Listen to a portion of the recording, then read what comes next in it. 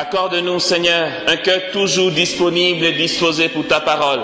Chasse de nos cœurs la fatigue, chasse de nos vies toute forme de fatigue et de lassitude.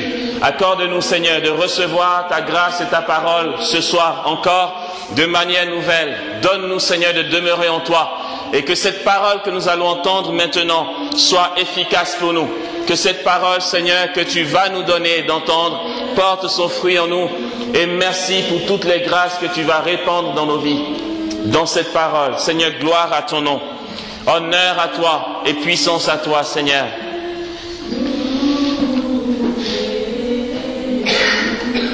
Paul, appelé à être apôtre du Christ Jésus par la volonté de Dieu, à Sosthène, le frère, à l'église de Dieu, établie à Corinthe, à ceux qui ont été sanctifiés dans le Christ Jésus, appelés à être saints avec tous ceux qui en tout lieu invoquent le nom de Jésus-Christ, notre Seigneur, le leur et le nôtre, à vous grâce et paix de par Dieu, notre Père, et le Seigneur Jésus-Christ. Je rends grâce à Dieu sans cesse à votre sujet pour la grâce de Dieu qui vous a été accordée dans le Christ Jésus, car vous avez été comblés en lui de toutes les richesses, toutes celles de la parole et toutes celles de la science, à raison même de la fermeté qu'a prise en vous le témoignage du Christ. Aussi ne manquez-vous d'aucun don de la grâce dans l'attente où vous êtes de la révélation de notre Seigneur Jésus-Christ. C'est lui qui vous affermira jusqu'au bout pour que vous soyez irréprochables au jour de notre Seigneur Jésus-Christ. Il est fidèle, le Dieu par qui vous avez été appelés à la communion de son Fils Jésus, le Christ, notre Seigneur. Amen. J'aimerais nous entretenir sur les 10 brûlures du Saint-Esprit. Je vais mettre selon Saint Basile de Césarée.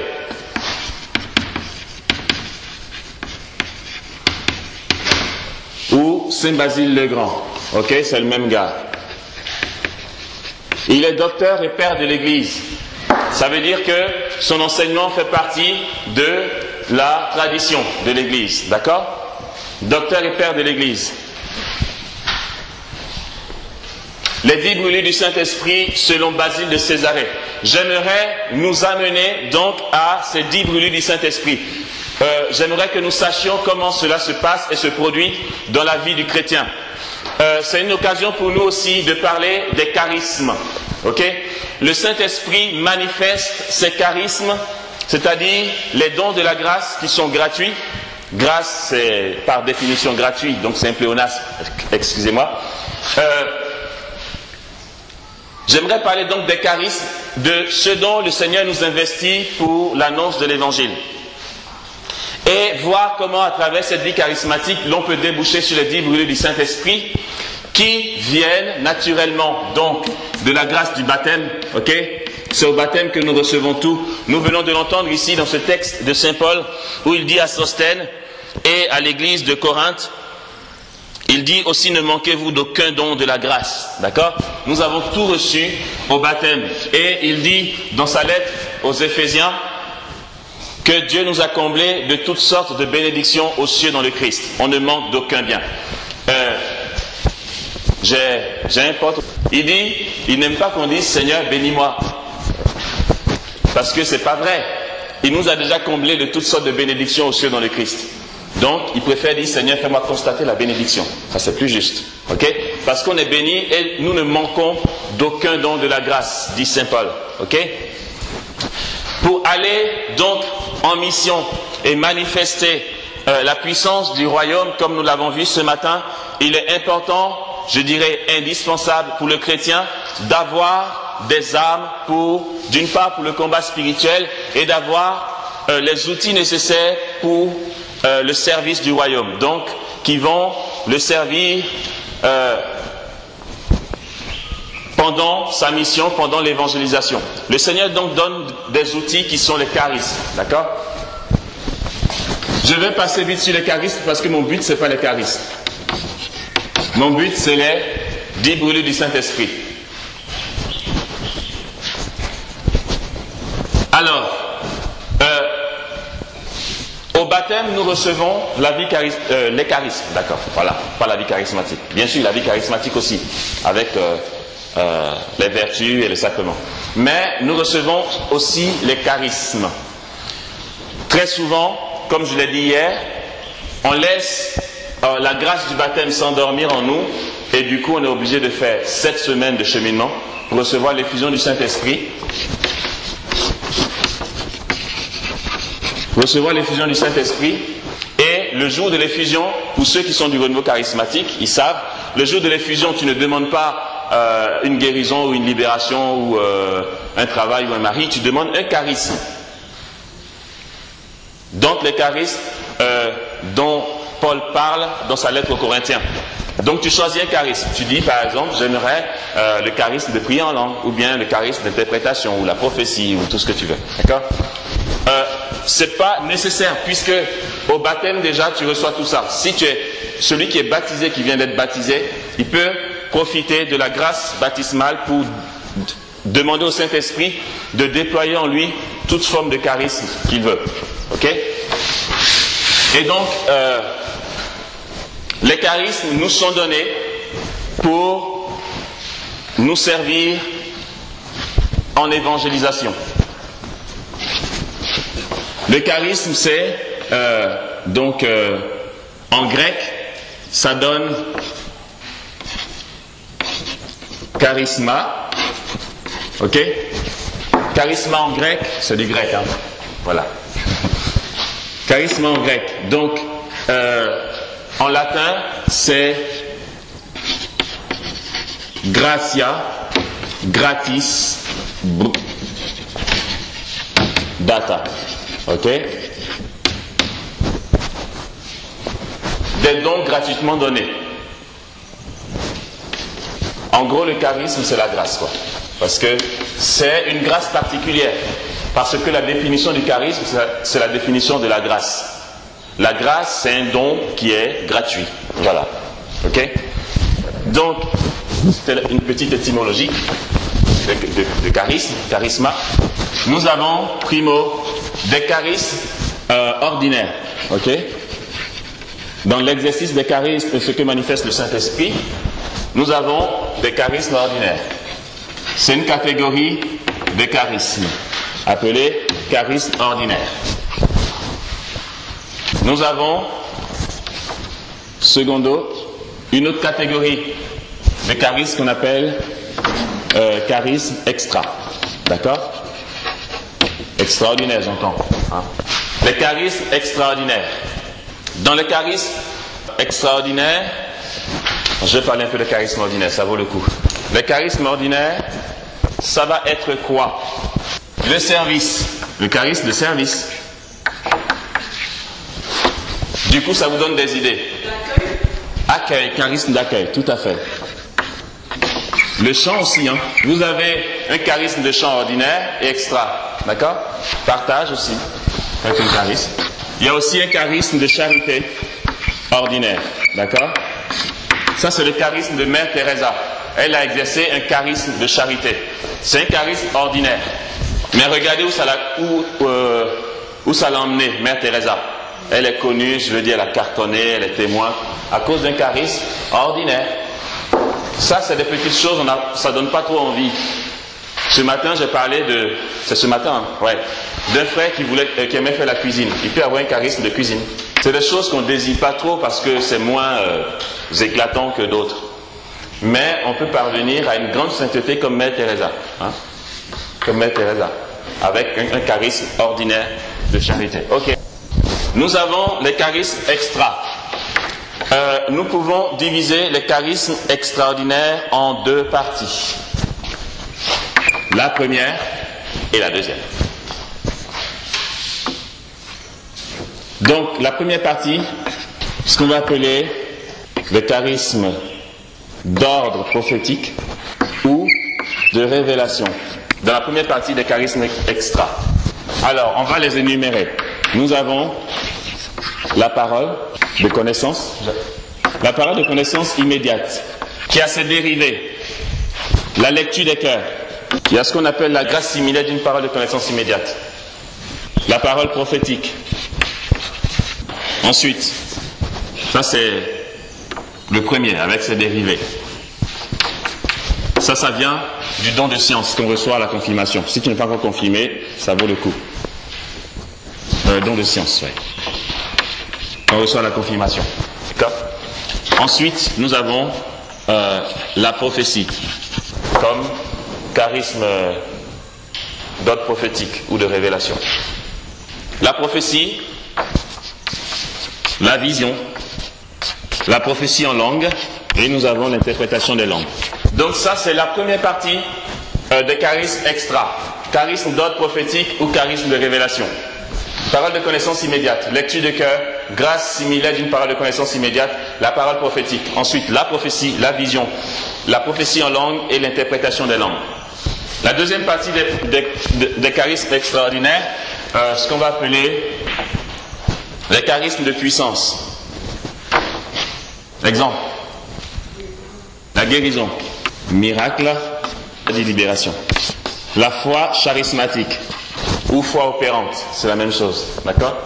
Ça, c'est les charismes de puissance, d'accord? Qui sont des charismes extraordinaires. Il est important de savoir que, ou du moins de nous rappeler ce que j'ai dit au début de ce truc, c'est que c'est gratuitement que ces charismes-là sont donnés. C'est pas lié à notre sainteté personnelle. Le père Raymond Alter disait que le Saint-Esprit, avant de nous faire aboutir au charisme de puissance, permet que nous exercions les charismes d'ordre prophétique ou de révélation un certain temps. Pourquoi? Pour la simple raison que ces charismes-là ont besoin du secours des charismes de révélation. Quelqu'un comme Emiliano Tardif qui avait un don de guérison, il avait besoin de la parole de connaissance immédiate. Mais si tu débarques que tu as un don de guérison, tu ne vas pas savoir gérer. Si tu ne sais pas comment le Saint-Esprit fonctionne, comment il te parle, comment tu perçois sa voix, si tu n'arrives pas à exercer au niveau prophétique ton charisme, d'accord? Donc il dit que avant d'aboutir au charisme de puissance, il y a un petit chemin à faire. Le Seigneur t'apprivoise, te prépare parce que c'est des charismes de puissance, c'est pas n'importe quoi.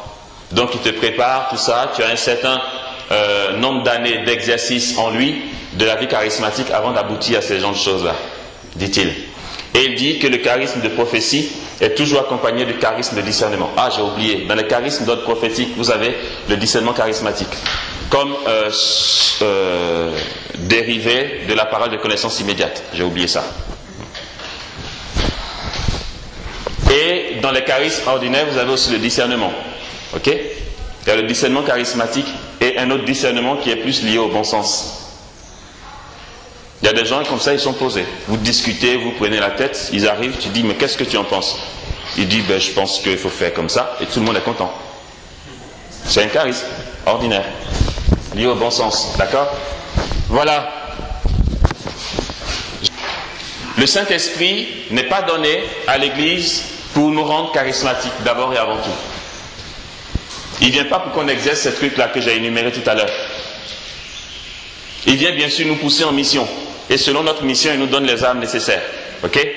Mais il vient pour nous sanctifier et nous pousser en mission. Rappelez-vous qu'hier, j'ai parlé de la dimension subjective du charisme, de l'exercice du charisme. Ok? La dimension subjective et la dimension objective. Dans ce que je viens de citer, nous sommes dans l'ordre de la dimension objective. C'est-à-dire que le charisme que j'ai cité là, nous en avons besoin pour édifier le peuple de Dieu. C'est ce qu'on entend dire souvent. D'accord? C'est donné pour l'édification du peuple de Dieu. On prophétise pour que l'autre soit béni, on prie pour les malades pour que l'autre soit guéri, on a un charisme de miracle pour que le peuple de Dieu voit la puissance de son Dieu. Donc c'est pour un objectif bien précis. C'est viser quelqu'un. C'est pour l'assemblée. Ça, c'est notre évêque, quand on était en France là, c'est lui qui a développé ce truc-là. On n'y pensait pas trop. La dimension subjective du charisme. Ça veut dire comment un charisme donné par le Saint-Esprit peut sanctifier la personne qui l'exerce. Donc là, je quitte le domaine des charismes, de la dimension objective des charismes. c'est lié à tout ce qu'on sait au renouveau charismatique, qu'il nous faut dépasser pour entrer dans le côté subjectif. Il y a des manifestations du Saint-Esprit dont on a parlé hier. L'ivresse dans l'esprit, par exemple, peut être un charisme extraordinaire. Mais c'est plus lié à la sanctification de la personne. C'est toi qui es dans l'ivresse. C'est pas ton ivresse qui va aller convertir quelqu'un. C'est toi qui es visité par le Saint-Esprit. Ça, c'est toute la dimension subjective du charisme que peut donner le Seigneur. D'accord? Vous avez des charismes d'ivresse qui peuvent basculer ici. Hein? Je connais un gars, je l'ai jamais vu faire, mais j'ai entendu dire qu'il se met à pleurer et puis toute l'assemblée pleure avec lui. Ouais, voilà. Donc c'est pour lui, c'est lui qui pleure. Mais quand tu le regardes pleurer, tu vois tellement qu'il est saisi par la gloire de Dieu que toi-même tu pleures. Il y en a d'autres qui rient, hein? Et puis tout le monde rit. Bon, ça c'est facile. Hein? Quelqu'un rit, ça te fait rire. Voilà. Souvent, c'est même pas si c'est le Saint-Esprit qui répand le rire ou bien si c'est parce que le rire de l'autre fait rire. En tout cas, tout le monde rit. Voilà. Donc, il y a des manifestations de l'esprit qui sont plutôt subjectives. Ok? Et c'est là-dedans que je vais m'attarder un petit coup. Il faut qu'on aboutisse au dit brûlé du Saint-Esprit. C'est à ça que je vous conduis comme ça depuis. L'individu qui exerce, il va basculer, il va passer de ces plaisanteries, non pas plaisanteries, c'est un peu fort comme mot, j'ai envie de dire, de son état de jeunesse spirituelle, de son adolescence spirituelle qu'il connaît au renouveau charismatique, à travers les charismes, à une maturation de la manifestation de Dieu dans sa vie. D'accord?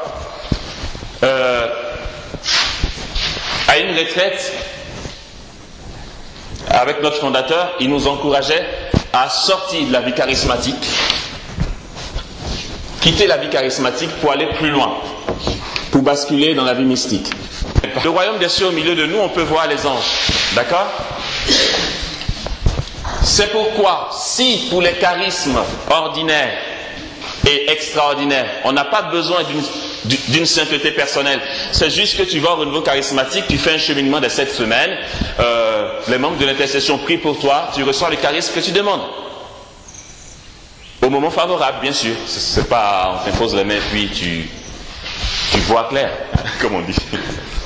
Au moment favorable, donc le charisme se manifeste. On ne va pas chercher à savoir si tu es plus converti qu'avant. Et Dieu, il donne. C'est pas ça le problème, Dieu donne. Les charismes, il donne. Je veux dire, moi j'ai commencé à prier en langue, Dieu seul sait les bêtises que je faisais encore. Voilà. Donc il donne, ça n'a rien à voir avec la sainteté personnelle, il donne. Même si l'exercice des charismes sanctifie. Donc le Père tardif dit qu'on n'a pas besoin d'être saint pour recevoir les charismes, mais lorsqu'on les reçoit, on peut être sanctifié par l'exercice qu'on en fait. Si tu exerces bien tes charismes, ça te sanctifie. D'accord? La dimension subjective a plus besoin.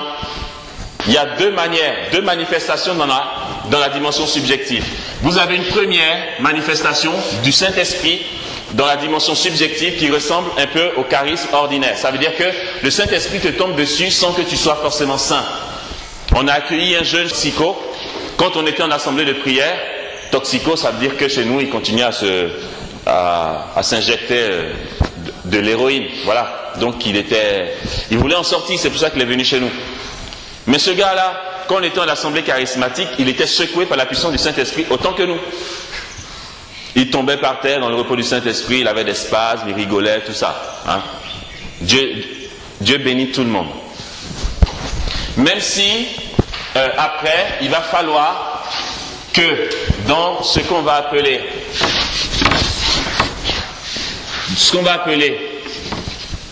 l'héroïcité des vertus,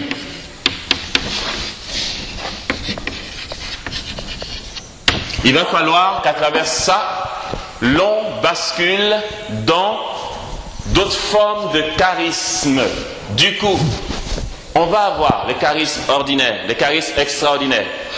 dans les charismes extraordinaires, nous avons les charismes d'ordre prophétique ou de révélation, nous avons le charisme de puissance, et maintenant, nous aboutissons du coup à travers, seulement à travers ça.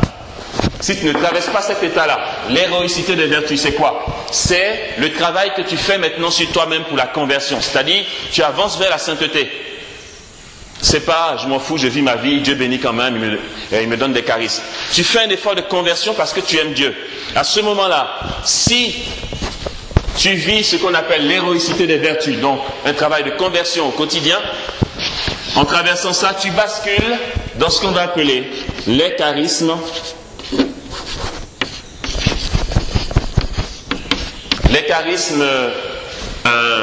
d'ordre mystique.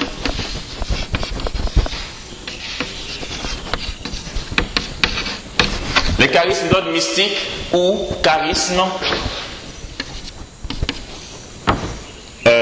d'union à Dieu. Tu bascules ici. Après les charismes de puissance, qui sont en fait de la gnognotte, tu bascules ici dans les charismes d'ordre mystique. D'accord? Les charismes de puissance ou charismes ordinaires ou charismes extraordinaires, qui sont sans repentance en fait, parce que ce que Dieu donne, il ne le reprend pas, ces charismes-là vont basculer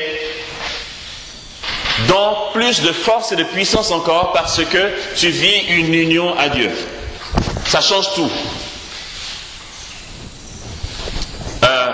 Il y a des personnes qui font l'expérience de la guérison. Je veux dire, on prie, les gens guérissent. Mais la guérison, c'est un charisme de puissance, non? Quelqu'un comme le père Emiliano Tardif, sa sainteté personnelle a fait que son charisme de guérison, charisme de puissance, a basculé dans un charisme d'ordre mystique. Ça veut dire quoi?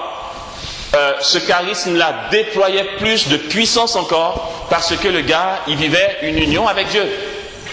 Et ça donnait quoi? Il n'avait plus besoin forcément d'imposer les mains aux malades ou de faire une prière comme ça verbale pour demander la guérison.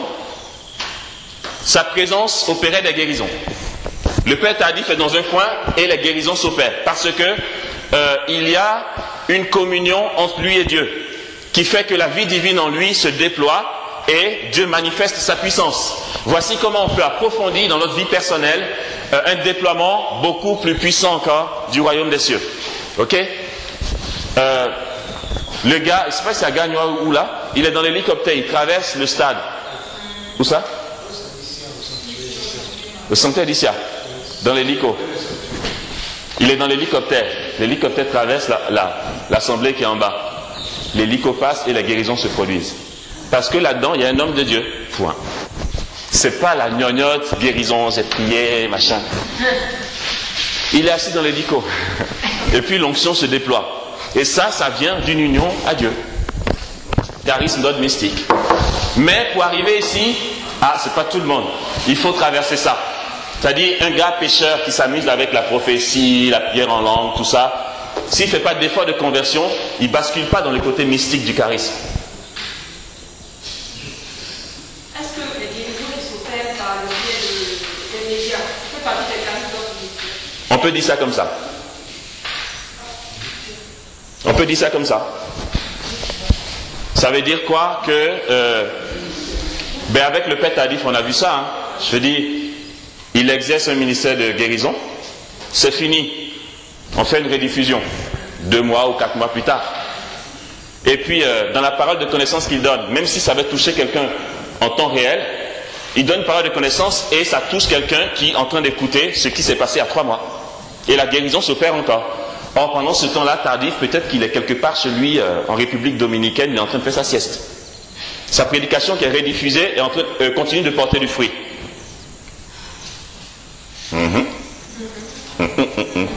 Et c'est intéressant, je vous assure, notre Dieu c'est trop bon, c'est trop bien d'être chrétien, quoi, vous voyez pas? Ça donne trop envie. Et quand il est mort, le Père Tardif, il y a une dame qui a été chez lui dans sa communauté qui voulait recevoir la prière. Et on lui a dit, il est mort. Attends, vous rigolez, le Père Tardif est mort? Ouais, il est mort ce matin. Et donc, voilà, elle se disait, mais qui va prier pour nous maintenant? Qui va prier pour notre guérison et tout? Elle rentre chez elle et tout d'un coup, elle a une idée, elle se dit, mais attends, il est mort, c'est que maintenant il entend ma prière, d'où il est. Donc elle dit, écoute Tardif, maintenant que tu es auprès de Dieu, tu vas intercéder pour nous. J'ai besoin de guérison. Instantanément, guérison. Oh, puissant le gars, et il est trop bien. Mais bon, ça a besoin de ce truc-là. Ok. Bon, j'efface rien, je viens ici. La conversion dans l'exercice du ministère va nous conduire dans les charismes d'ordre mystique. Vous comprenez donc que les charismes d'ordre mystique ne sont pas d'autres charismes à inventer. C'est simplement les charismes extraordinaires ou ordinaires qui basculent dans plus de puissance encore parce qu'on est unis à Dieu. C'est comme ça que Mère Teresa, avec son petit charisme ordinaire de charité, a marqué son époque. Prix Nobel de la charité et tout, prix Nobel de la paix. Voilà. Parce qu'elle vivait une union avec Dieu qui a fait que son petit charisme qu'elle avait s'est fortifié et est devenu puissant. D'accord? Alors, c'est ça l'héroïcité des vertus qui va nous faire aboutir au 10 brûlures du Saint-Esprit que je vais développer maintenant.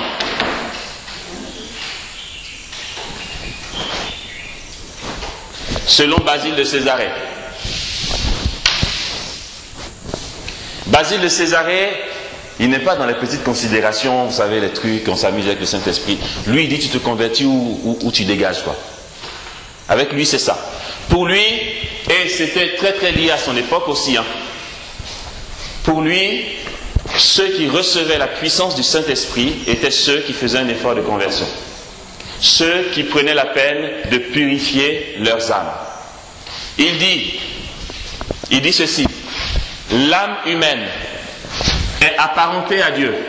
Les passions charnelles engluent l'âme et la rend étrangère à Dieu. Ça veut dire que l'âme n'est plus familière à la présence de Dieu à cause des passions de la chair. Bien sûr, je suis charismatique, je prophétise, ça ne suffit pas. Tu vas rester combien de temps charismatique, bébé, là? Il faut des hommes de Dieu aujourd'hui. Attends, si on a 15 tardifs comme ça en Côte d'Ivoire, ça va, on ne fait plus de rassemblement.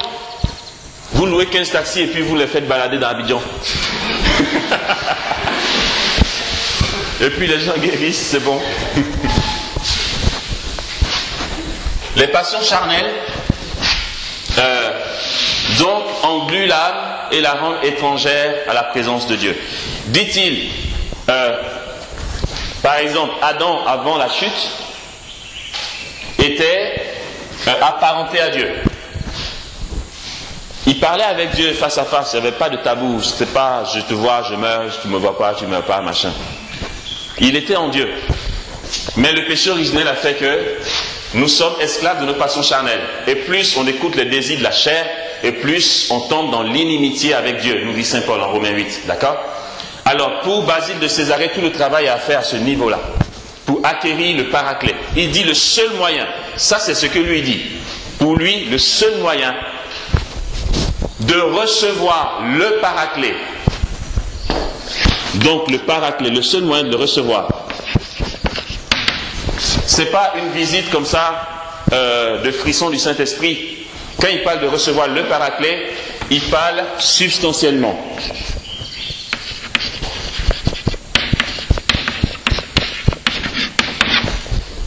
Il dit substantiellement. C'est-à-dire, comme quand tu communies, tu reçois Jésus substantiellement, tu reçois son corps. Pour recevoir le paraclet, la personne, la troisième personne de la Trinité, en toi et vive en toi, ou demeurer dans l'union à Dieu, c'est-à-dire tu es uni à la personne divine du Saint-Esprit. Il dit, il n'y a pas d'autre solution que de remédier à ce truc-là. Faire l'effort nécessaire pour enlever ce qui englue l'âme, c'est-à-dire se purifier. À travers quoi? Se purifier à travers donc la conversion continuelle, la vie ascétique et l'union à Dieu dans la prière. Conversion continuelle, vie ascétique, union à Dieu dans la prière. Vie ascétique, il faut entendre ici tout ce qu'il y a de renoncement au péché, aucun compromis avec le mal, vivre saintement sa journée. Pas tricher. C'est vrai, Dieu est miséricordieux et ça fait qu'on s'écoute un peu trop. Vous savez, vous avez un tas de personnes qui n'arrêtent pas de pécher chaque jour, mais ils continuent de vivre et même Dieu agit par eux. C'est pas ça le problème. Il dit tu vas vivre, c'est pas un problème, tu vas manger ton foutou. Mais si tu as le souci de l'héroïcité des vertus en vue de l'union à Dieu, sachant que le but c'est pas de basculer dans les charismes d'ordre mystique, le but c'est l'union à Dieu d'abord. Ok? Si tu as le souci de ça là, l'union à Dieu, donc Dieu, soit la Trinité tout simplement, ou particulièrement une personne de la Trinité, qui, enfin, dont la présence attire systématiquement la présence des deux autres personnes, donc le problème ne se joue pas là. Il dit, tu es obligé de faire un effort de conversion au quotidien. Ça veut dire, prends le temps, va en retraite si tu veux. Tu as des travers, des liens, des trucs que tu veux couper, que tu n'arrives pas à laisser tomber. Si tu veux, va en retraite, prends un mois de retraite, occupe-toi de toi, mais fais tout ce que tu peux, mais enlève tout ce qui en toi peut être un obstacle à ton envol vers Dieu. Évacue tout ce qu'il y a de péché, qu'il n'y ait en toi aucune zone d'ombre. Ça c'est Basile de Césarée. Il est radical le gars. Il dit c'est le seul moyen de libérer l'âme de ce qui la rend étrangère à Dieu et basculer dans l'union avec le Paraclet. Alors je regarde. Ok? Et donc, bien sûr, au niveau des charismes, j'aurais pu expliquer chaque charisme, mais ce n'était pas mon but cet après-midi. Donc la dimension subjective, ça va être donc ça. Considérer ta personne. Si tu te dis, j'exerce pour les autres, ma conversion, je m'en fous. De toute façon, quand je prophétise, les gens sont bénis, donc ça va. Tu es dans la dimension objective du charisme. La dimension subjective, tu en as besoin aussi. Alors, il dit, comme un objet transparent. Je cite, texto, ce qu'il dit. Comme un objet transparent reçoit de la lumière et devient lui-même lumineux et renvoie la lumière à d'autres objets. C'est une comparaison qu'il fait, une analogie. Ainsi, l'âme convertie, purifiée par l'esprit. L'âme convertie, qui est purifiée par l'esprit, devient elle-même spirituelle et renvoie la grâce aux autres. Vous voyez la comparaison? Un objet translucide en verre, transparent, reçoit de la lumière, devient lumineux. Tu prends un rayon de je ne sais pas quoi sur un objet, sur un miroir par exemple, le miroir devient lumineux ou la vitre devient lumineuse, comme si cette vitre était la source de la lumière, elle peut renvoyer la lumière à d'autres objets. Ainsi, ça se passe de la même manière pour l'âme qui est convertie et purifiée par l'esprit, devient elle-même spirituelle, comme si elle était la source du don de l'esprit, et renvoie la grâce à d'autres objets, ou à d'autres âmes si vous voulez. Alors, je continue. De là découle, dit-il. Il dit c'est de là que découle, primo, nous sommes enfin dans les 10 brûlures du Saint-Esprit. De là découle, premièrement, les prévisions de l'avenir. Les prévisions de l'avenir. L'intelligence des mystères. 3. La connaissance des choses cachées. La distribution des dons spirituels. La citoyenneté céleste. Nous en sommes à 5 là. La joie sans fin. La demeure en Dieu. La danse avec les anges. La ressemblance avec Dieu. Et, dit-il pour finir, le comble de ce que l'on peut désirer, devenir Dieu. Voici où nous conduit l'union au Saint-Esprit. Devenir Dieu. Pour la simple raison que le Saint-Esprit est un feu qui vient en nous et qui nous consume, qui fait que nous devenons nous-mêmes de feu. Et lorsqu'on nous voit, on pense qu'on a vu le Saint-Esprit. Voici où nous conduit l'effusion du Saint-Esprit. Et je nous en supplie, la vie spirituelle ne consiste pas en l'appartenance en un groupe de prière du renouveau charismatique avec notre programme très très standard et classique qu'on connaît tous les jours et on ne bouge pas, on n'avance pas parce que pour nous c'est déjà extraordinaire de parler en langue, même si ce n'est pas à ça que nous sommes appelés. Dieu nous donne le Saint-Esprit pour devenir Dieu, être unis à lui à travers le salut éternel. D'accord? Je vais vous donner scripturairement les fondements de cette dite brûlure du Saint-Esprit. De cette brûlure du Saint-Esprit, nous avons bien sûr certains charismes extraordinaires. Nous avons la prophétie, enfin les charismes d'ordre prophétique ou de révélation à travers ça. D'accord? Les prévisions de l'avenir. C'est l'exemple des prophètes de l'Ancien Testament qui ont annoncé les temps messianiques. Parce qu'ils étaient investis déjà de la puissance du Saint-Esprit et qu'ils pouvaient voir loin. C'est les prophètes. Ça, c'est le boulot des prophètes. Et cette grâce-là se manifeste dans la prophétie. Nous avons l'exemple dans le livre de Jérémie, au chapitre 2, versets 2 à 5. Où Jérémie prophétise sur les temps derniers où toutes les nations viendront et se rassembleront à Jérusalem. Il adviendra que dans les derniers jours, dit le Seigneur, la montagne de la maison du Seigneur sera élevée au-dessus des collines. Vers elle afflueront toutes les nations. Viendront des peuples nombreux qui diront, venez, montons à la maison du Seigneur, qui nous enseigne ses voies. Car la loi vient de Jérusalem et de Sion, la parole de Dieu. Et puis donc, toute la suite. Michée dit la même chose, ok?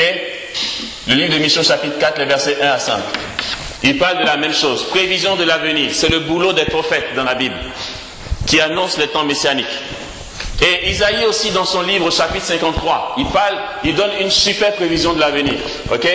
C'est donc Isaïe 53, final 52, on va dire, jusqu'à 53, d'accord? Voilà, donc on va dire 52b, jusqu'au chapitre 53, où Isaïe parle du serviteur souffrant. Voici que mon serviteur prospérera, il sera élevé très haut. Et tout ce qui suit, que vous connaissez, c'est par ces maîtresses que nous sommes guéris et tout. Vous pouvez aller lire. Prévision de l'avenir. Nous pouvons connaître ce qui arrive au loin. Et ça, c'est le prophète. Voir à l'avance ce qui doit venir. Ok? L'intelligence des mystères. Dans l'intelligence des mystères, nous pouvons citer, par exemple, Saint Paul, en Colossiens 1, 15 à 20. Ça, c'est une manifestation de la puissance du Saint-Esprit dans l'intelligence des mystères. En Colossiens 1, 15 à 20, Saint Paul dit, le Christ est l'image du Dieu invisible, premier-né de toute créature, car c'est en lui qu'ont été créées toutes choses au ciel et sur la terre. Il est avant toutes choses et tout ne subsiste qu'en lui. Trône, seigneurie, principauté, puissance, tout a été créé par lui et pour lui. Il est avant toutes choses et tout ne subsiste qu'en lui. Il continue, hein. Il est le principe, il est aussi la tête de l'Église, le principe, le premier-né d'entre les morts et tous. Donc vous pouvez aller lire Colossiens 1, 15 à 20.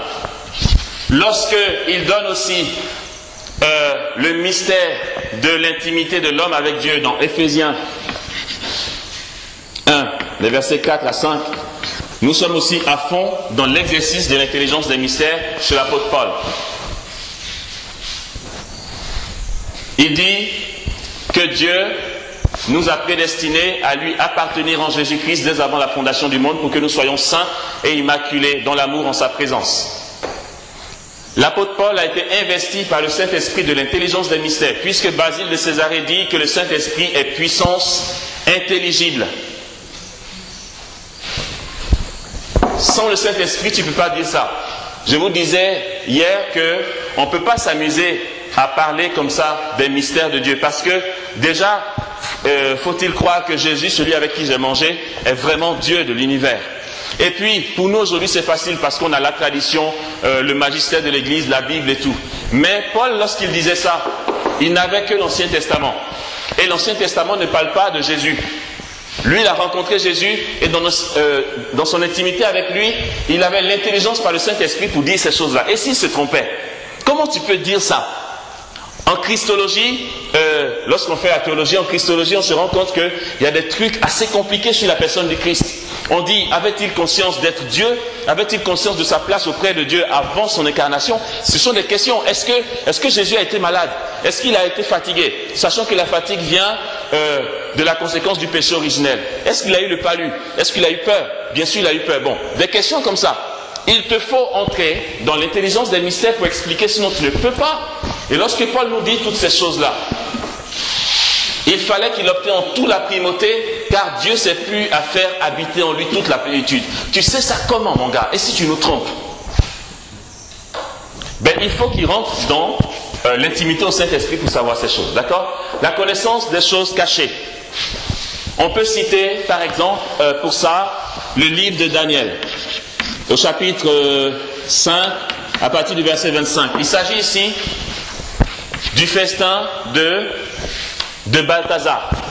Balthazar, il offre un festin à ses potes et à toutes ses concubines. Et il va profaner les vases sacrés du temple. Donc, ils vont faire la fête comme des païens. Et puis, vu que le Seigneur, il n'est pas très fier d'eux, il y aura une manifestation du ciel, d'accord, qui va faire que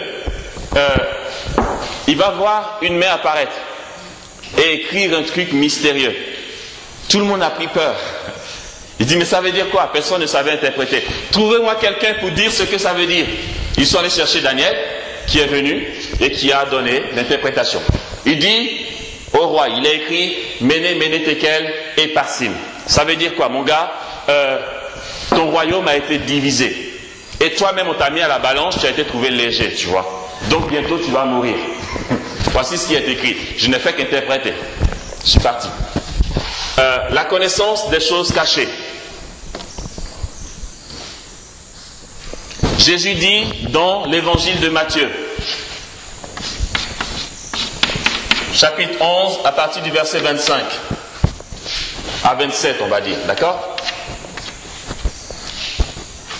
À ce moment-là, Jésus tressaillit dans le Saint-Esprit et dit, je te bénis, Père, Seigneur du ciel et de la terre, d'avoir caché cela aux sages et aux savants et de l'avoir révélé aux tout petits. Connaissance des choses cachées par le Seigneur. Daniel qui vient interpréter un mystère parce que l'Esprit de Dieu repose sur lui. Distribution de dons spirituels.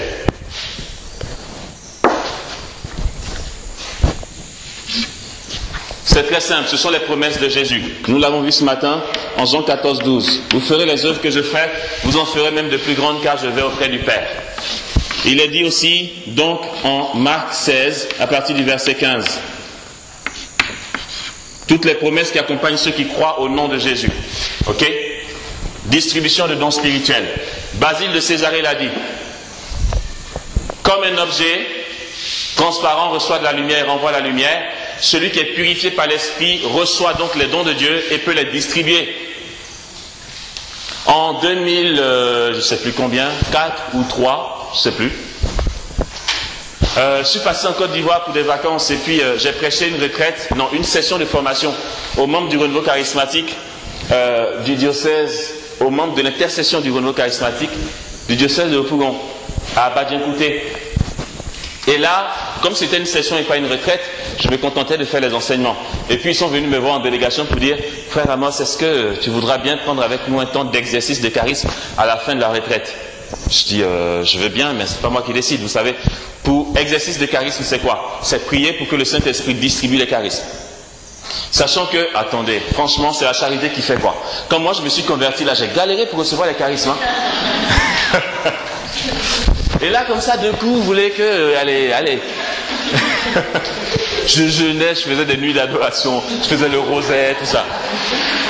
Tout le monde priait en langue autour de moi. Moi, j'étais là, je ne pouvais pas prier en langue. Je dis, Seigneur, je t'en prie, pitié, rien que la prière en langue. J'ai galéré. Et puis maintenant, on prie pour les gens et puis ils prient en langue, quoi. C'est pas juste. Donc, ils ont dit, est-ce que tu veux bien prendre avec nous un temps d'exercice de charisme? J'ai dit, je ne vous promets rien. Je veux bien, mais s'il n'y a pas l'onction pour ça, je ne me lance pas là-dedans. Attends, tu penses que quoi? Tu vas imposer les mains à quelqu'un, il va prier en langue? Si Dieu ne veut pas, ça ne se fabrique pas, hein, c'est Dieu qui donne. Sauf qu'à la fin de la retraite, quasiment la veille de la fin, il y avait une super onction qui était donnée. Donc on a pu entrer là-dedans. Il y avait une super méga onction, je vous assure. On a commencé l'effusion du Saint-Esprit avec la Sainte Vierge. On a prié un chapelet, un mystère glorieux. Enfin, le mystère glorieux du rosaire. Pour introduire notre effusion du Saint-Esprit. Et puis après le chapelet, une super onction était donnée. Avant même de prier pour l'effusion, on accueillait les charismes déjà. C'était extraordinaire. J'ai dit, tous ceux qui ne prient pas en langue, allez, mettez-vous ici en rang. Et puis je passais, je disais, Seigneur, donc je touchais leur gorge, comme ça, je disais, Seigneur, je t'offre le code vocal, fais jaillir la grâce. Et puis ça jaillissait tout de suite. Je passais, je le touchais et ça jaillissait. Après c'était la prophétie, la vision, parole de connaissance et tout. C'était trop bien. C'était que la moitié de la soirée. On n'avait pas encore fait l'autre moitié qui était l'effusion du Saint-Esprit. D'accord? Après l'effusion du Saint-Esprit, vous savez ce que c'était?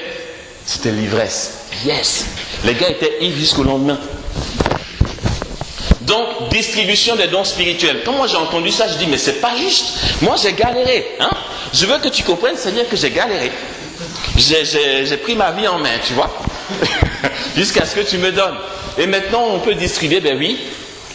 En gros, Amos, tu as galéré, pourquoi? Pour que tu aies non seulement ce que tu as demandé, mais que tu aies assez d'onction pour le répandre à tes frères. Donc, vas-y, fais ton boulot. Vous avez reçu gratuitement, donnez gratuitement. Même s'il y a eu un peu de galère, mais donnez. Okay? Donc, la distribution des dons spirituels. Je me rappelle qu'une fois, il y a un groupe de prière qui nous a invités, un pote et moi, à aller prier avec eux, avoir une veillée qui devait durer de 21h à 6h du matin. Un groupe de prière qui existe depuis une dizaine d'années. Et le berger me dit, parmi les membres du noyau, il y en a un qui prophétise, et puis une autre qui prie en langue, et moi je prophétise de temps en temps. Mais dans le groupe, il n'y a aucun déploiement de charisme. On est une bonne centaine de personnes, il n'y a aucun déploiement de charisme. Donc, est-ce que vous pouvez avoir avec nous une veillée de 21 à 6 heures, de sorte qu'à 6 heures, quand vous partez, tout le monde prophétise dans mon groupe de prière? Ok. D'accord.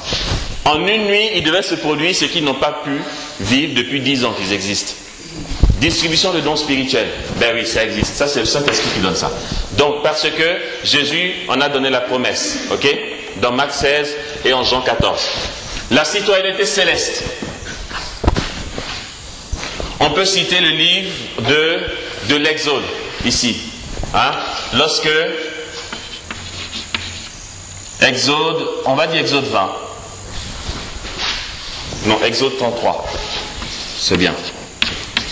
Particulièrement le verset 20. Quand Moïse dit à Dieu,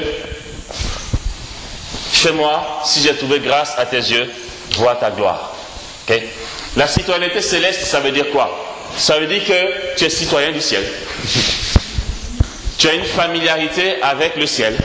Donc voilà, la citoyenneté céleste, c'est ça. C'est, par exemple, ce qui est dit en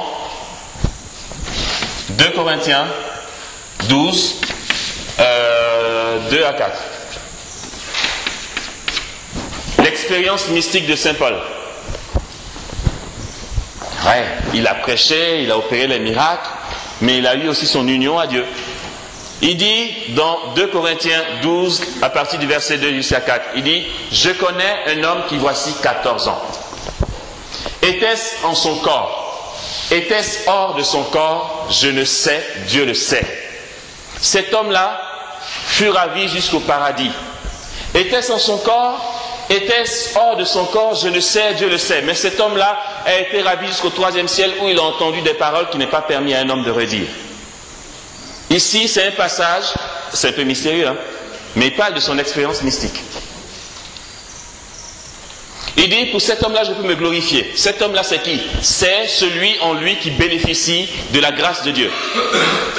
Mais après ça, il dit, pour moi, Paul, humain, pauvre, malade, pécheur, je ne me glorifierai que dans mes faiblesses. Ok? Allez-y lire. Je ne vais pas perdre le temps là-dessus. Enfin, passer le temps là-dessus. Je ne perds pas du temps. C'est une expérience mystique de Paul. Citoyenneté céleste. Une de mes amies, elle est morte maintenant. Mais c'est une de mes amies. Elle s'appelle Yvonne Aimée de Malétroit. Donc si vous voulez parler avec elle, vous me demandez la permission. Ou bien si vous voulez un rendez-vous avec elle, vous venez me voir. Et puis j'arrange ça, d'accord? Mère Yvonne Aimée de Malétroit était supérieure générale des Augustines. Elle a à elle seule opéré tout, vécu tous les états mystiques, toutes les expériences mystiques de tous les mystiques réunis dans l'église. À elle seule, tout. Je ne sais pas ce que tu as dit, puis elle n'a pas fait. Elle traversait le mur, elle avait la transverbération, couronne d'épines, elle lévitait, elle biloquait, elle avait le don d'ambiguïté. Quoi d'autre? Je ne sais pas. Elle courait dans les airs, tout quoi. Jésus venait la voir, elle rentre dans sa chambre et puis il y a un truc qui bouge sur son lit. Elle se dit, attends, il y a un chat chez moi? Elle regarde, c'est pas un chat, c'est l'enfant Jésus qui joue avec son coussin. Et elle le prend, elle le met là, et puis les deux parlent, et puis ils gazouillent. Et puis après, l'enfant devient une statue, et elle pose la statue dans le cloître du monastère. Et puis la vie continue. Et la statue est dans une matière qu'on ne connaît pas sur la terre. Ça, c'est la vie d'Yvonne Aimée. Direction spirituelle directement à Jésus. Elle va au jardin du roi, il se donne rendez-vous. Jésus lui apparaît comme je vous vois. Et puis les deux parlent pendant 3 quarts d'heure. Puis elle pose la question et puis il répond. Puis il dit, ben ouais, mais fais comme ça. Quand c'est comme ça, tu fais ça. Les deux parlent pendant 3 quarts d'heure. Et puis après, Jésus, il part parce que au jardin du roi, j'y ai été, c'est à la Brardière. Il y a un cours d'eau comme ça. Donc elle raconte dans le livre du Père Labute que après l'entretien, Jésus part en marchant sur les eaux, et puis au bout du cours d'eau, il est enlevé dans le ciel. Quand elle part se reposer à la Brardière, c'est pour la direction spirituelle avec le boss. Ça, citoyenneté céleste. Ça existe, hein, c'est vraiment pas du pipeau. Basile de Césarée, c'est un balèze, il sait de quoi il parle. Donc, Jésus vient la voir, les deux parlent. Qu'est-ce qu'elle n'a pas vécu, je ne vous dis pas. Et pendant la guerre, vous savez qu'elle a été décorée par Charles de Gaulle? Parce qu'elle a plus bossé que les soldats eux-mêmes. Une religieuse qui est au front, les soldats disent, mais elle fait quoi là? Elle n'est pas sortie de son monastère. Elle est là-bas, elle est supérieure, elle préside aux offices et tout, mais en même temps elle est au front à la guerre. Elle bloque les balles. Et les soldats ont dit à De Gaulle, cette femme-là, celle-là, c'est à cause d'elle, on n'est pas mort. Elle a été décorée par lui. Parce qu'elle a caché des soldats, elle les a protégés et tout. Elle a une vie. Benoît XVI, quand il était responsable de la congrégation pour la doctrine de la foi, c'est lui qui s'occupe des procès de canonisation. Quand on lui a apporté le dossier de Yvonne Aimée, il dit mettez-moi ça dans le tiroir, on voit plus tard, parce que j'ai pas tout le temps. Et quand tu lis sa vie, à chaque page tu es saoulé. Tu te dis ok, comment on fait ça? Mais toute sa vie est complètement, elle vit le ciel. Elle-même elle dit je suis qui? Elle dit à Jésus je suis qui? Je ne me comprends pas. Pourquoi je n'ai pas une vie, tu vois, une vie normale, tu vois, non, comme tout le monde là. Non. Elle dormait 15 minutes par jour. Morte de fatigue. Elle pose la tête. Elle se dit, j'ai fini. Elle dort. 15 minutes après, son ange gardien dit, oh oh, debout, il y a du boulot. Et elle est emportée dans un lieu qu'elle ne connaît pas, quel que soit le pays. Elle débarque dans un endroit où il y a des personnes qui sont en train de profaner l'hostie. Sa mission, c'était d'aller chercher les hosties profanées. Donc voilà, bref, j'ai encore plein à vous raconter sur elle, mais il faut qu'on avance. Citoyenneté céleste, ben voilà, c'est aussi l'expérience des apôtres au mont Tabor. Ok? Ils ont vu Élie, ils ont vu Moïse avec le Christ transfiguré. Donc on voit les citoyens du ciel et on devient habitant du ciel. Ok? La joie sans fin. Il est dit dans 1 Thessaloniciens 5, 16. Soyez toujours joyeux. Priez sans cesse, le verset 17. Mais le verset 16 dit, soyez toujours joyeux. La joie sans fin. Dans Philippiens 4, 4.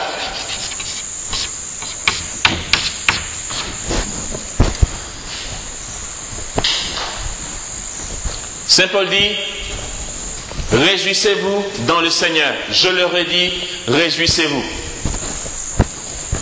Et dans le psaume 16, 16 selon la traduction de Jérusalem. Sinon, c'est le psaume 15 selon les traductions. Tob ou autre chose. Dans le psaume 16, David dit ceci. Tu m'apprendras le chemin de vie. Devant ta face, plénitude de joie. À ta droite, délices éternelles. Plénitude de joie. Plénitude de joie. À ta droite. Devant ta face, plénitude de joie. À ta droite, délices éternelles. La joie sans fin. Et j'espère que je vais raconter de manière fidèle, parce que j'ai oublié, il y a longtemps que j'ai lu. C'est Saint François d'Assise qui dit, il revient de mission avec Frère Léon. Vous savez, François d'Assise, c'est un des saints assez malade, fou dans sa tête. Vraiment malade, vous comprenez? Vraiment fou. Il n'est pas très normal. Il a la folie du Christ. Il marchait pieds nus dans la neige pour aller prêcher l'évangile. Et il avait que son habit monastique dans le froid. Et il supportait le froid dans le nom de Jésus. Donc il revenait de mission avec Frère Léon. Ils ont parcouru des kilomètres pour annoncer l'évangile. Et puis ils reviennent vers le monastère et puis en route, François d'Assise dit à Frère Léon dit oui, tu sais ce que c'est la joie parfaite? La joie parfaite, est-ce que ça existe une joie parfaite? Oh, François d'Assise dit oui, mais bien sûr, ça existe la joie parfaite. Ici, Basile parle de la joie sans fin.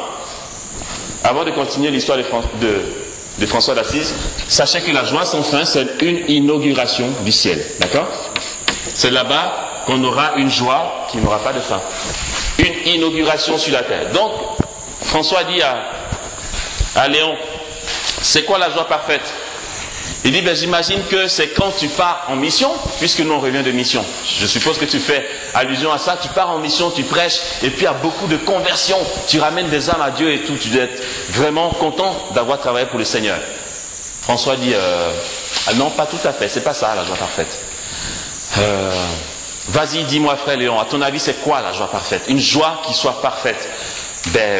Bon, ok, tu pars en mission, il y a non seulement des conversions, mais il y a des guérisons et des miracles puissants. Et puis, il y a des résurrections de morts. François dit, ouais, c'est pas ça la joie parfaite, tu sais. Vas-y, Léon, dis-moi, c'est quoi la joie parfaite? Ok. La joie parfaite, c'est d'aimer le Seigneur de tout ton cœur. Mais vraiment, tu vis en état de grâce tous les jours. Tu es vraiment uni à Dieu et tout. François dit, ouais, en partie. Mais pas tout à fait. Mais écoute, dis-moi, François, c'est quoi donc la joie parfaite? La joie parfaite, Léon, ben, je vais te dire. C'est vraiment très simple, la joie parfaite. La joie parfaite, c'est lorsque tu es parti en mission. Donc, assez fatigué comme on l'est en ce moment. Impatient d'arriver à la maison. Tu meurs de froid et de faim parce que tu es allé marcher à personne qui t'a donné à manger. Tu es allé prêcher l'évangile. Et puis là-bas, personne n'a accueilli ton message, mon gars. Au contraire, tu t'es fait bastonner. Tu as été vautré dans la neige. Tu meurs de froid, tu es blessé, tu as du mal à marcher. Et péniblement, dans la faim, le froid et la fatigue, tu viens petit à petit, comme tu peux, vers ton monastère. Et puis là, tu te dis, ah, voici le clocher du monastère, bientôt je suis arrivé. Et tu fais beaucoup d'efforts, tu arrives devant la porte. Tu dis, je suis enfin arrivé chez moi. Et là, tu frappes à la porte, ding, ding, ding. Et le frère portier, il arrive. Tu as tellement reçu des coups qu'il ne te reconnaît pas. Et il dit, allez, dégage d'ici. Bim. Il te jette de chez toi. Tu restes dehors, dans la neige. Tu ne peux plus entrer à la maison parce qu'on ne te reconnaît pas. Tu es là au cœur de l'épreuve. Tu es en train de mourir. Oh, frère Léon, là, tu es dans la joie parfaite. Ah, punaise. François, c'est un fou, hein. Mais il a raison, parce qu'en fait, quand tu as dépassé ce stade d'épreuve-là, et que tu demeures dans la joie, tu restes inébranlable. Il n'y a plus rien qui peut t'enlever la joie, parce que tu es au cœur de ce qu'il y a de pire. Ok? Donc la joie sans fin. La demeure en Dieu. Je garde le Seigneur devant moi sans relâche. Puisqu'il est à ma droite, je suis inébranlable. Aussi mon cœur exulte, mon âme est en fête, et ma chair elle-même repose en sûreté. La demeure en Dieu. Tu es tellement béni que tu tombes dans le repos du Saint-Esprit. Et quand j'étais au Congo, à cause du boulot qu'il y avait, je me permettais de faire un peu de folie, vous savez. Donc, je faisais l'expérience de rester devant Jésus toute la journée, par exemple. J'ai demandé la permission à mon berger qui me permettait de mettre Jésus dans ma chambre. Et donc mon jour de désert, mon programme n'était vraiment pas compliqué. Vraiment pas compliqué. C'était adoration et adoration. Ouais. Donc, je pouvais commencer mon adoration à minuit, parce que minuit on est le jour d'après, et je finissais à minuit. De minuit à minuit, je m'amusais à faire des folies comme ça. Je me disais, mais Amos, tu es consacré, c'est ton boulot, tu veux faire quoi d'autre? Tu veux aller jouer un peu au ludo dans ton désert? Tu veux faire quoi? C'est ton boulot, tu es fait pour ça, tu es consacré et tout, tu es un homme de Dieu, tu es fait pour prier, ben prie. Donc je me mettais là, de minuit à minuit. Je vous assure, punaise, je suis seul dans ma chambre devant Jésus. Il n'y a personne qui m'a provoqué, il n'y a pas de louange. Je suis là, j'adore, je suis devant Jésus. Je suis tellement saisi qu'à des moments, je suis projeté par terre. Et je me vautre comme ça dans ma chambre et je suis exposé. Mais parce qu'il y a une telle présence de Dieu que souvent j'ai envie de fuir ma chambre. J'ai envie de sortir un peu pour faire respirer un peu et puis retourner à l'adoration. C'est vrai, nous on fait l'adoration et puis on sort de là, on va manger, on fait la vaisselle, on fait la sieste. Et puis qui t'a fait une deuxième heure d'adoration? Mais tu as pris un peu d'espace. Mais je t'assure, quand tu te dis je reste là et là, tu as envie de prendre un peu d'air. Tu as envie de... Souvent, la présence de Dieu est tellement forte que tu peux rester là et puis sortir de sa présence. Ça veut dire qu'intérieurement, tu démissionnes. Tu dis, excuse-moi, ok? Tu respires un bon coup. Et puis tu replonges. Mais ça te travaille, tu le sens vraiment dans ton être, dans ton corps. Ton corps sent la présence de Dieu. Et c'est un trop plein de Dieu. Un trop plein de Dieu. La demeure en Dieu. C'est ce que j'ai cité tout à l'heure. 1 Thessaloniciens 5, 17. Priez sans cesse, dit Saint Paul. Et Jésus nous dit en Jean 15, 5, demeurez en moi, car sans moi, vous ne pouvez rien faire. Hors de moi, vous ne pouvez rien faire. La danse avec les anges.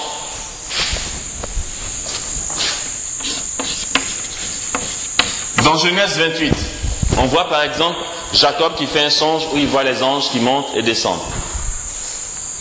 Et Jésus dit, vous verrez le Fils de l'homme, vous verrez les anges de Dieu monter et descendre au-dessus du Fils de Dieu. Ok? Il y a une présence des anges. Lorsque tu es purifié par le Saint-Esprit, tu en vis. Là, on est bien au-delà des charismes d'ordre mystique, s'il vous plaît. On est ici dans l'union mystique tout court. Dans des expériences mystiques tout court. Voilà ce qu'ont vécu tous les grands mystiques et grands saints de l'Église. Et voici le chemin qu'ils ont parcouru. Si ça vous intéresse, vous prenez. Il y a un de nos frères prêtres qui faisait la messe un jour, tout seul parce qu'il n'avait pas pu avoir l'Eucharistie.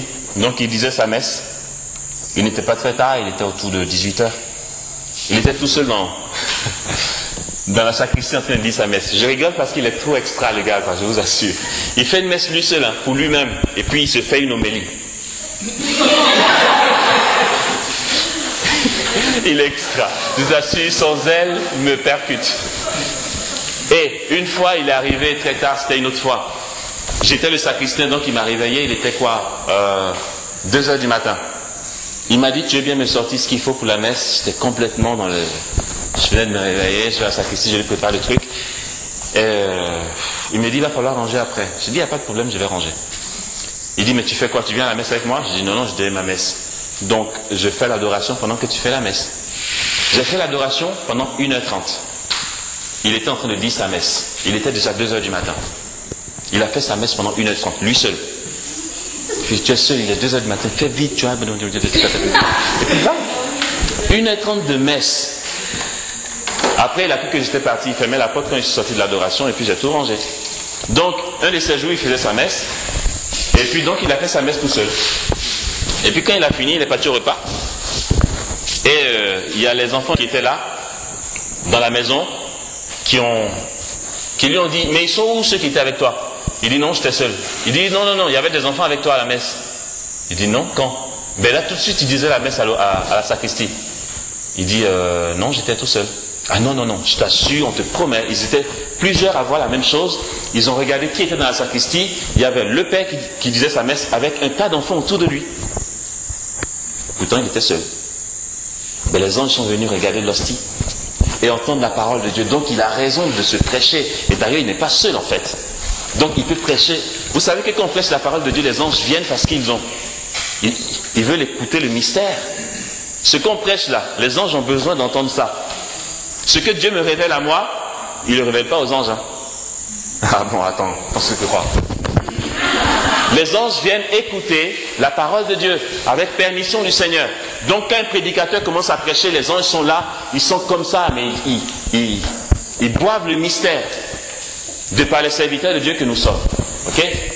Donc la danse avec les anges. C'est aussi ce qui se produit en Luc chapitre 2. Dans Luc chapitre 2, à la naissance du Christ, il y a un ange qui vient annoncer au berger que le sauveur du monde est né.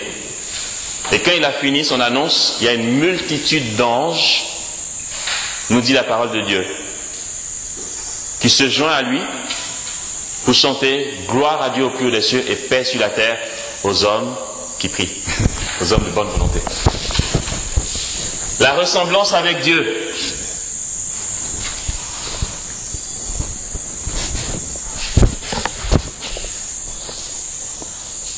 Je vais vous lire un passage du Siracide. Il est dit dans le livre du Siracide au chapitre 48, à partir du verset 1 jusqu'au verset 11. Alors Élie, le prophète, se leva comme un feu. Sa parole brûlait comme une torche. C'est lui qui fit venir sur eux la famine et qui, dans son zèle, les décima. Par la parole du Seigneur, il ferma le ciel. Il fit aussi 3 fois descendre le feu. Comme tu étais glorieux, Élie, dans tes prodiges. Qui peut, dans son orgueil, se faire ton égal? Toi qui as arraché un homme de la mort et au Sheol par la bouche du Très-Haut. Toi qui as mené des rois à la ruine, précipité des hommes glorieux de leur couche, qui entendit au Sinaï un reproche, à l'Horeb des décrets de vengeance, qui oignit des rois comme vengeurs, des prophètes pour te succéder, qui fut emporté dans un tourbillon de feu, par un char aux chevaux de feu. Toi qui fus désigné par des menaces futures, pour apaiser la colère avant qu'elle n'éclate, pour ramener le cœur des pères vers les fils et rétablir les tribus de Jacob. Bienheureux ceux qui te verront et dont l'amour s'endormiront, car nous aussi, nous posséderons la vie.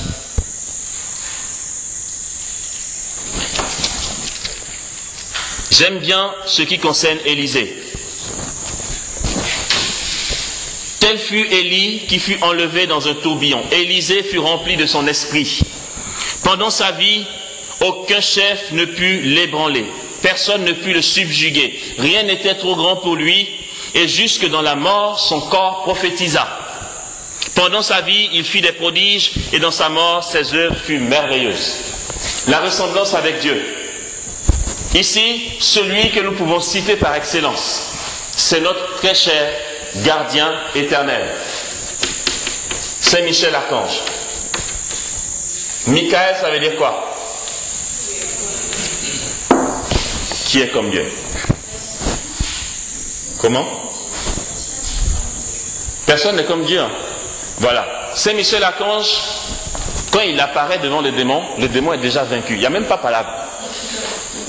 Parce que sa personne dit que tu n'égales même pas Dieu. Sachant que Lucifer, dans le temps, il était au-dessus de tous les anges. Mais par sa chute, le plus petit des anges maintenant le fait fuir. À plus forte raison, Saint Michel Archange, le chef de la milice céleste. Attends, le gars quoi? L'ange gardien de la Sainte Vierge. Vous savez que chacun a son ange gardien? Par révélation, lors d'une apparition, à Onuva, la Sainte Vierge a dit que son ange gardien, c'est Saint Michel Archange. Oh, c'est trop bien! Une fois, elle est apparue avec lui. Et donc, le voyant a vu la Sainte Vierge et à côté d'elle, il y avait Saint Michel Archange. Il dit c'était un enfant, avec un regard doux, un regard plein de bonté et assez présent. Quand tu le vois, tu sens que le gars, il gère. Il était debout près de la Sainte Vierge, garde du corps, petit bébé. Tu fais comment? C'est trop excellent. Qui est comme Dieu? La ressemblance avec Dieu. Et le comble de ce que l'on peut désirer, devenir Dieu. Tout ça, ça nous conduit à ça. Ok? Nous avons le fondement biblique en 1 Jean, chapitre 3, le verset 2.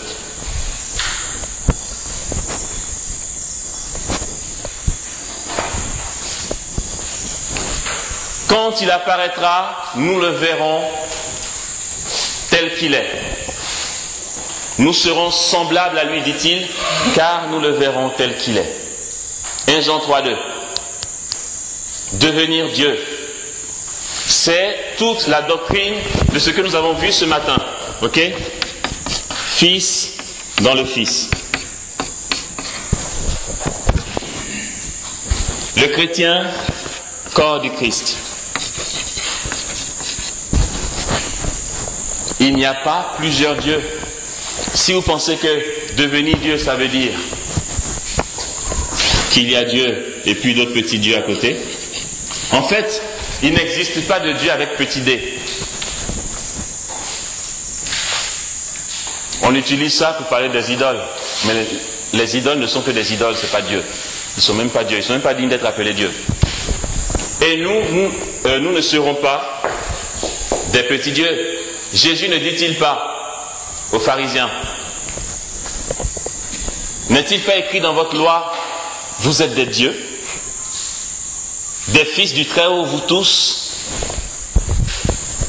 On ne sera pas d'autres petits dieux, parce qu'il y a un seul Dieu. Israël dit, enfin le Seigneur dit à Israël, écoute, le Seigneur ton Dieu est un. Tu aimeras le Seigneur ton Dieu de tout ton cœur, de toute ton âme et de tout ton esprit. Que soient ces paroles, celles-ci que je te prescris aujourd'hui. Tu les répéteras à tes fils. Tu le leur diras assis dans ta maison, couché ou marchant sur la route. Cette parole-là, tu vas l'attacher comme un bandeau sur ton bras, sur ton front et à la porte de ta maison. Que le Seigneur notre Dieu est un, il n'y en a pas d'autre. Donc, il ne faut pas venir déjouer la profession de foi d'Israël pour penser qu'il y aura plusieurs dieux dans le ciel. Il y aura un seul Dieu. Nous serons tous en lui. Donc, je vais élargir le D. D'accord? Voilà. Dieu, et puis on sera tous ici. Devenir Dieu, le comble de ce que l'on peut désirer. Or, saint Thomas d'Aquin dit que tout être vivant, tout être humain, c'est parce que c'est pas pareil, aspire vers l'objet de son désir.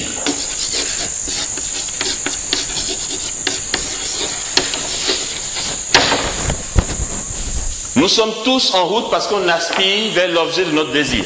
Et l'objet de notre désir, c'est Dieu. C'est pour ça que Basile dit, c'est le comble de ce que l'on peut désirer. Le comble de ce que tu peux attendre et recevoir de Dieu, c'est même pas une grande partie de son royaume, ni même la moitié de sa puissance. C'est devenir lui, point. C'est ce qu'il y a de plus grand et que l'homme peut désirer.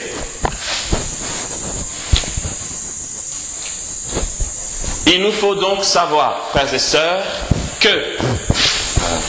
il y en a 3 effacés, ça va. Il nous faut donc savoir, frères et sœurs, que notre relation à Dieu n'a rien à voir avec ce que nous avons pu vivre jusqu'à maintenant. Ça n'a strictement rien à voir, absolument rien à voir. Quand à côté de tout ce que nous avons vu cet après-midi, ce matin, depuis hier, Quelqu'un peut se contenter d'une petite guérison ou d'une libération pour penser que Dieu l'a visité. Il est complètement dans l'erreur. Nous sommes dans les miettes, frères et sœurs. On ne bénéficie pas assez de Dieu. Normalement, un chrétien n'est pas aussi malade qu'un païen. Mais non. Tu fais le calcul des gens les plus malades, ce sont des non-chrétiens. Parce que le chrétien, celui qui vit avec Dieu, il n'est pas souvent malade. Parce que déjà ici, la demeure en Dieu, c'est synonyme de quoi? Synonyme de paix. La paix, c'est la demeure en Dieu. C'est rien d'autre que ça. La paix, c'est pas que je ne suis pas malade, ou bien que j'ai pas d'embrouille ou d'épreuve. Non. La paix, ce n'est pas une absence de guerre. La paix, c'est la demeure en Dieu. C'est la demeure en Dieu qui fait que nous demeurons inébranlables. Je garde le Seigneur devant moi sans relâche. Puisqu'il est à ma droite, je suis inébranlable. Je suis inébranlable. Aussi mon cœur exulte, mon âme est en fête et ma chair elle-même repose en sûreté. Car tu ne peux abandonner mon âme au Sheol, ni laisser ton sein connaître la corruption. Le psaume 90 dit qu'il en tombe 1000 à tes côtés, qu'il en tombe 10 000 à ta droite, toi tu restes hors d'atteinte. Il s'agit de demeurer en Dieu, de rester avec lui. Et là, je vous assure, tous nos petits soucis, nos petits bobos vont disparaître. On n'a plus rien à faire avec, on a mieux à chercher. J'ai dit ce matin que Saint Paul nous dit, dans sa première lettre aux Corinthiens, chapitre 12, le dernier verset, aspirez aux dons supérieurs. Arrêtez de demeurer dans les miettes. On n'a rien à faire avec les miettes. On n'a rien à faire même avec les dons charismatiques. Mais si vous ne les avez jamais exercés, je veux bien qu'on prie ce soir pour que vous les ayez. Mais je vous en prie, ne vous attardez pas là-dedans. La vie mystique, c'est l'inverse. Plus tu y es, et plus c'est bon. Et plus tu demeures dans le bonheur, et plus le bonheur grandit. Il faut que tu bascules dans l'union à Dieu. Et j'ai dit, ok, et je fais le travail pour ça. Parce que je m'en fous d'être prophète. Ou de prophétiser. Non, je m'en fous pas d'être prophète. Je m'en fous de prophétiser. Si je ne suis pas uni à Dieu, ça ne sert à rien. Saint Paul dit dans 1 Corinthiens 13, si je parle la langue des hommes et des anges, si je n'ai pas l'amour, autrement dit, si je ne demeure pas en Dieu, je suis une cymbale qui retentit dans le vide. Or, avoir l'amour, c'est avoir Dieu, car Dieu est amour. 1 Jean 4, 8. L'amour, c'est Dieu. Demeurer en Dieu, c'est demeurer dans l'amour. Et c'est l'amour qui va nous conduire, qui va nous attirer vers Dieu. Et tout ça que je vous ai raconté, dont je vous ai parlé, c'est pour avoir des informations de comment Dieu agit dans nos vies. Mais à la rigueur, on s'en fout de tout ça. Parce que le don par excellence, ce qui doit nous attirer et doit capter notre attention, c'est Dieu. Il faut que nous soyons fascinés par lui. Il faudrait que nous soyons séduits par Dieu et que nous mettions tout en œuvre pour être unis à lui. Et le reste, ça vient tout seul. Je ne sais pas si Mère Yvonne Aimée, dont je vous ai parlé, a eu le temps de lire Basile de Césarée. À mon avis, elle ne savait pas tout ça. Peut-être qu'elle savait, mais peut-être pas. Mais comment se fait-il qu'elle ait vécu tout ça? C'est simplement parce qu'elle a cherché l'union à Dieu. À l'âge de 5 ans, quand elle a fait sa première communion, elle a fait son pacte avec Jésus. Un pacte de sang. Une fille de 5 ans. Elle s'est blessée, et elle a pris une feuille, et elle a consacré son âme à Jésus en disant, je signe avec toi un pacte de sang. Il a pris au sérieux. Voyez ici ce que ça donnait. Sa vie mystique est plus. Parce qu'elle a consacré sa vie à celui que son cœur cherchait. Peut-être que tu es chrétien sans chercher Dieu. Que tu es chrétien pour ton confort personnel. Donc tu ne cherches pas vraiment Dieu. Tu veux peut-être te servir de Dieu pour avoir une tranquillité. Ou bien un bon travail, un bon mari, et puis une vie sans maladie et tout. C'est pas ça la vie chrétienne. Tu te trompes et tu ne seras jamais heureux en tant que chrétien ou chrétienne. Je te le dis tout de suite. Il vaut mieux arrêter tout de suite. Parce que la vie chrétienne, c'est pas ça. La vie chrétienne, c'est une question de communion et d'union à Dieu. Un point, c'est tout. Ah, je souhaite vraiment que le Saint-Esprit vous blesse un bon coup. C'est-à-dire qu'il déchire tout dans vos cœurs, qu'il trouble votre vie, qu'il vous retourne comme ça, comme une crêpe, et que votre existence soit complètement bouleversée pour entrer dans une véritable existence prophétique. Amen.